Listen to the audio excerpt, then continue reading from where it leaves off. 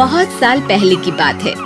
रामपुर गांव में एक मेहनती किसान रामशरण रहता था, जो बड़ी लगन से खेतों में मेहनत करके अच्छी फसल उगाता था। उसकी फसल इतनी अच्छी थी कि व्यापारी भी उन्हें ऊंचे दामों पर खरीद लेते थे, जिसकी वजह से रामशरण ने काफी बढ़िया घर और बड़ी जायदाद बना ली थी। लेकिन रामशरण का लड़का नरेंद्र एकदम अय्याश था। पापा, आप मुझे खर्चे के लिए कुछ पैसे दे दीजिए। पैसे? वो किस लिए? अरे पापा, मेरे ये कपड़े पुराने हो गए हैं, मैं कुछ नए कपड़े लेना चाहता हूँ और मार्केट में एक नया सैलून खुला है। मैं सोच रहा हूँ वहाँ जाकर रणवीर सिंह की तरह हेयर स्टाइल भी कर लूँ।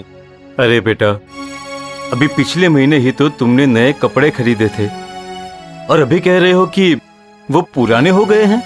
अरे पापा, अभी ये आपको कहाँ पता है कि ये फैशन हर मिनट बदलता है। देखो बेटा, ये मेरी मेहनत की कमाई है, तुम उसे इस तरह फिजूल खर्चना बंद कर दो। पापा, मेरे पास आपका लेक्चर सुनने का टाइम नहीं है। आप मुझे जल्दी जल्दी पैसे दे दीजिए बस। रामशरण बेटे की जिद के आगे मजबूर हो जाता है और उसे पैसे दे देता है। उसे लगता है एक न एक दिन उसके बेटे को खुद अकल आ जाएगी, लेकिन ऐसा नहीं होता। नरेंद्र की अय्याशी बढ़ती ही जाती है और रामशरण की तिजोरी खाली होने लगती है। जैसे जैसे समय बीतता गया, रामशरण बूढ़ा होता गया और खेत में अब वो पहले की तरह काम भी नहीं कर पा रहा था। अरे रामशरण, क्या कर रहे हो? अरे इस उम्र में तुमसे खेत में पहले की तरह मेहनत नहीं हो पाएगी। तुम्हें तो घर बैठकर आराम करना चाहिए। आराम कैसे कर सकता हूँ सीताराम? 4-5 दिनों में तो बारिश शुरू हो जाएगी। दुख की बात तो ये है कि घर में जवान बेटे के होते हुए मुझे ये सब करना पड़ रहा है। क्या हुआ रामशरण? वो खेत में तुम्हारा हाथ क्यों नहीं बटाता? उसको अपनी अय्याशी से फुर्सत कहाँ है। वैसे उसकी इस हालत के लिए मैं भी जिम्मेदार हूँ। अगर वक्त के रहते उसको पैसा देना रोक लेता तो शायद ये दिन ना देखना पड़ता मुझे। अच्छा, तो ये बात है। चिंता मत करो रामशरण, तुम अपने बेटे को अपने खेत के गुप्त धन की बात बता दो। कैसा गुप्त धन सीताराम? सीताराम रामशरण के कान में कुछ बताने लगता है, जो सुनकर रामशरण का चेहरा खुलने लगता है। दूसरे दिन नरेंद्र गुस्से से घर आता है। महेंद्र के पास नई गाड़ी क्या आ गई है, वो तो बहुत इतरा रहा है। मैं कल उससे भी महंगी गाड़ी ले लूंगा और उसे मजा चखाऊंगा। नरेंद्र रामशरण के कमरे में आता है और उसे दिखता है कि रामशरण अपने बिस्तर पर सोया हुआ है। पापा, क्या हुआ आपको? तबीयत सुबह से एकदम खराब हो गई है बेटा, और डॉक्टर साहब ने कहा है कि मैं अब कुछ महीनों का ही मेहमान हूँ। क्या? हाँ बेटा, अब जो है सो है, होनी को कौन टाल सकता है। लेकिन मेरे जाने से पहले मैं तुम्हें एक राज की बात बताना चाहता हूँ। कौन सा राज पापा? गुप्त धन का। गुप्त धन?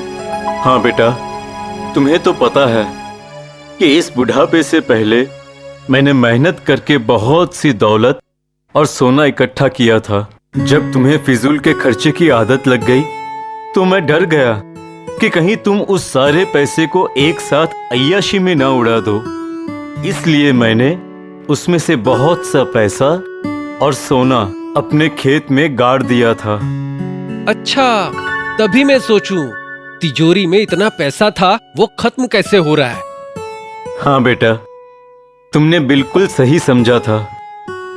देखो बेटा, मैंने तो वो गुप्त धन तुम्हारे भविष्य के लिए ही बचा के रखा था, और मैं तो अब चंद दिनों का मेहमान हूँ। इसलिए जल्द से जल्द वो गुप्त धन तुम अपने कब्जे में ले लो, ताकि मैं उसकी चिंता से मुक्त हो जाऊं। हाँ पापा, मुझे बताइए, आपने वो गुप्त धन कहाँ छुपा कर रखा है? मैं अभी जाकर उसे निकाल लाता हूँ। यही तो दिक्कत है ना बेटा, मैंने उसे इतने सालों पहले छुपाया था कि अभी मुझे खुद को याद नहीं कि मैंने उसे खेत में कहाँ गाड़ा है। कोई बात नहीं पापा, मैं उसे ढूंढ लूंगा।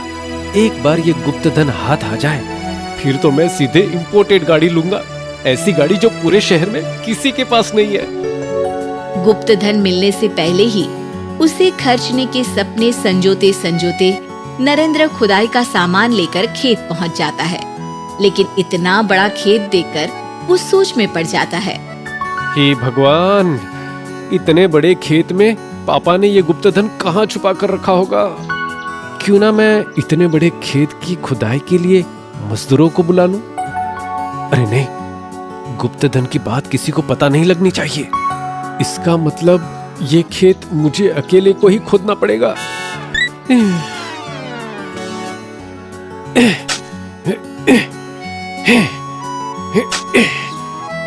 गुप्त धन की चाह में नरेंद्र ने 4 दिन लगातार मेहनत करके खेत का हर एक कोना खोद डाला, लेकिन उसे कहीं भी गुप्त धन नहीं मिला। नरेंद्र गुस्से से रामशरण के पास आ गया।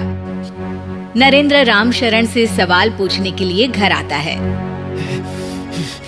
पापा, आपने क्या मुझे उल्लू समझ के रखा है? आपके कहने पर मैंने खेत का हर एक कोना खोद डाला, लेकिन मुझे वो गुप्त धन कहीं नहीं मिला। अरे नहीं बेटा, मुझे लगता है गुप्त धन कुछ ज्यादा ही नीचे चला गया है, जिसे हमें ऊपर लाना पड़ेगा। ये लो बेटा। ऐसा कहकर रामशरण नरेंद्र को अपने बगल में रखी कुछ पोटलियां देता है। ये क्या है? ये जादुई बीज हैं। इसे तुम अपने खेत के हर कोने में बिरो दो। 4 महीने बाद जहाँ गुप्त धन होगा, वहाँ की फसल उसे जादू से अपने आप बाहर ले आएगी। सच में? नरेंद्र सपने संजोने लगता है कि उसके खेत में फसल पर सोना उगा हुआ है और वो उन्हें इकट्ठा कर रहा है। लेकिन बेटा, ये बीज बिरोने के बाद तुम्हें इस फसल का पूरी तरह से ख्याल रखना पड़ेगा। तभी 4 महीने के बाद तुम्हें गुप्त धन मिलेगा। लेकिन अगर फसल सूख गई या फिर जल गई, तो उसके साथ वो गुप्त धन भी गायब हो जाएगा। ठीक है पापा, गुप्त धन के लिए तो मैं ये भी कर लूंगा। गुप्त धन की लालसा में नरेंद्र खेत में वो बीज बिरो देता है। दूसरे दिन अच्छी बारिश होती है। इसके बाद नरेंद्र खाद डालकर, दवाई फव्वार कर उस फसल का ठीक से ख्याल रखने लगता है और 4 महीने बाद उसके खेत में बहुत अच्छी फसल निकलती है। क्या पापा, आपने तो मुझे कहा था कि अगर मैं 4 महीने इस फसल का ठीक से ख्याल रखूं, तो जमीन के अंदर गड़ा गुप्त धन बाहर आ जाएगा। हाँ तो आ तो गया है। ठीक से देखो बेटा। ये तो सिर्फ फसल है पापा। सिर्फ फसल नहीं बेटा, ऐसी फसल जो सोने के भाव बिकेगी। बेटा, यही है असली गुप्त धन, जो जिंदगी भर हर 4 महीने के बाद तुम्हारी मेहनत से जमीन के अंदर से ऊपर आएगी। बेटा, अपने खून पसीने से सींचा हुआ ये धन तुम्हें दुनिया में कहीं भी नहीं मिलेगा। हाँ पापा, आज आपकी वजह से मुझे पैसों का मोल पता चल गया और मुझे एक अहम सबक मिला कि आपकी मेहनत और लगन के बिना आपको किसी भी धन की प्राप्ति नहीं होगी। उस दिन के बाद नरेंद्र ने फिजूल खर्ची बंद कर दी और वो अपने पापा की तरह खेत में मेहनत करके खुशहाल रहने लगा।